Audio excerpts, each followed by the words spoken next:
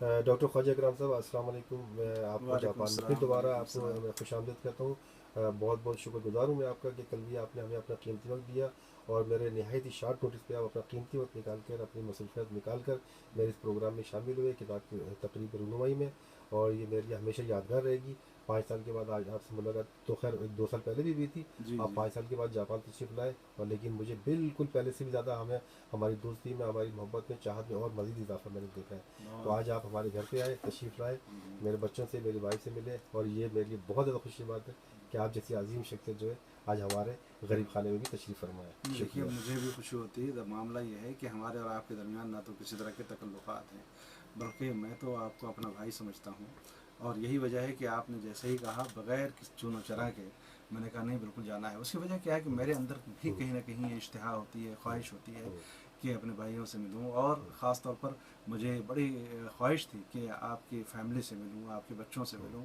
और वो आज ख्वाहिश अल्हम्दुलिल्लाह पूरी हुई। बहुत खुशी हुई शुक्रिया। आपके बच्चों को देखकर, आपकी वाइफ बहुत को शुक्रिया। देखकर। और कल की जो तकरीब थी, मुझे हैरत होती है। देखिए नासिर साहब, दुनिया भर के ममालिक में मैं जाता हूँ और जिस जोश व खरोश से और जितनी बड़ी तादाद में कल लोग मौजूद थे, ख़वातीन भी थीं और जी। इसके अलावा जो मेहमानान बाहर से आए थे, जैसे कनाडा से रूबीना आई थी, चाइना से और कतर से। जी।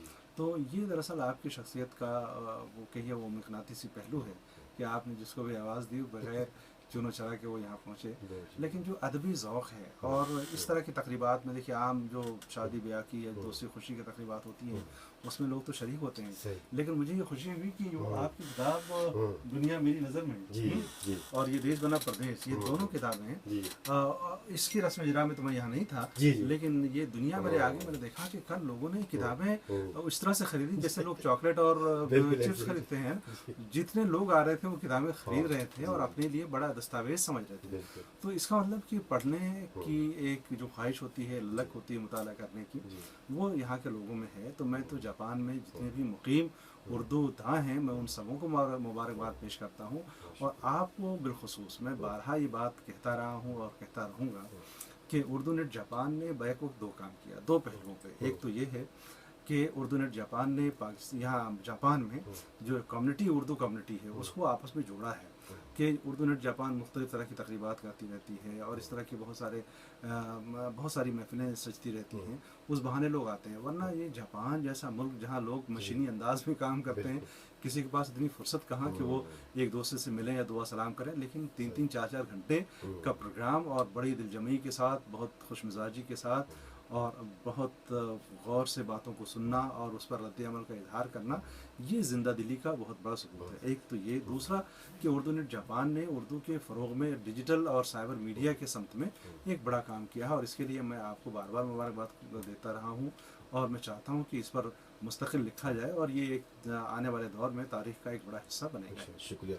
और डॉक्टर साहब ये पूछना चाहते हैं कि 2011 में आप आए थे ना गालिबा पहले, जी ठीक जी, है, पहला आपका 2011 में आया टूर जो था 2011 में था और तकरीबन 5 था। साल के बाद ये आपका दूसरा टूर है जापान का। जी जी। ठीक है।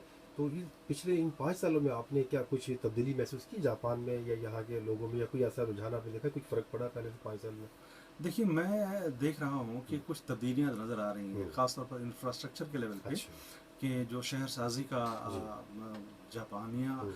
जापान के लोग तो पूरी दुनिया में मशहूर हैं हुँ। अपनी सनत व हरफत के लिए, अपने फ़नून के लिए। हुँ। तो अभी जैसे लेक टाउन आपके साथ में जी। गया, तो मैंने देखा कि जिस खूबसूरती से हुँ। नई प्लानिंग के साथ जी। उन्होंने हुँ। नया शहर को बसाया है। और तमाम जदीद तर सहूलियात जो कह सकते हैं।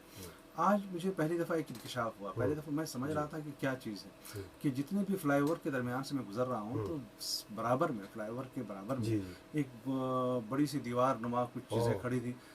समझ नहीं आया। मलिक अच्छा। जावेद साहब ने मुझे हाँ। बताया कि हाँ।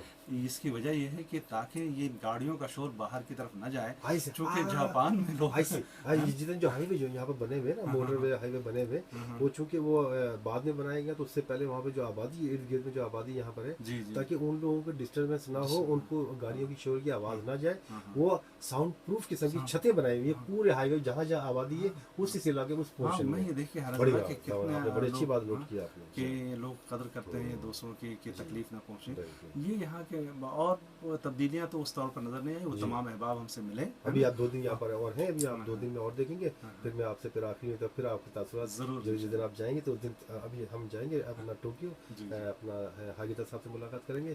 اس کے بعد پھر ہم تھوڑی سی گفتگو پرسنلی کریں گے آپ کی روانگی سے. بہت شکریہ آپ کا تشریف لانے کا. شکریہ. السلام علیکم. خدا حافظ.